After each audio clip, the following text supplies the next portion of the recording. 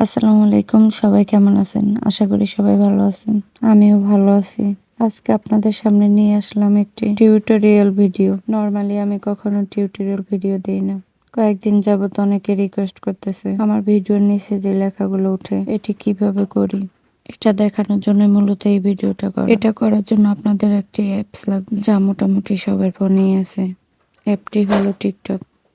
আমি স্ক্রিন শেয়ারের মধ্যে আপনাদের দেখাচ্ছি, আপনারা মনোযোগ দিয়ে দেখেন। ভিডিওটি সেভ করে রাখেন, না হয় পরে আর খুঁজে পাবেন না। প্রথমে টিকটক অ্যাপটি ওপেন করে নিলাম। এখানে নিচের প্লাস আইকন থেকে যে ভিডিওটির ক্যাপশন করতে চান ভিডিওটি সিলেক্ট করে নেবেন। আমি ভিডিওটি নিয়ে নিলাম। এরপর চলে যেতে হবে এই যে এডিট অপশনে। এরপর আপনারা টেক্সটে ক্লিক করবেন। টেক্সটে ক্লিক করলে কিবোর্ড চলে আসবে। কিবোর্ড চলে আসলে দুইবার ব্যাক বাটনে চাপ দিবেন। এখান থেকে ক্যাপশনে চাপ দিবেন। দেখেন লোড নিচ্ছে, লোড নিলেই হয়ে যাবে। এরপর আপনারা চাইলে এখানে বিভিন্ন ধরনের স্টাইল ব্যবহার করতে পারেন। আমি এটা সিলেক্ট করে নিলাম। এরপর ব্যাগে গিয়ে এখানে নিচ থেকে ভিডিওটি সেভ করে নেবেন। তাহলেই আমার মতো ক্যাপশন ভিডিও চলে আসবে।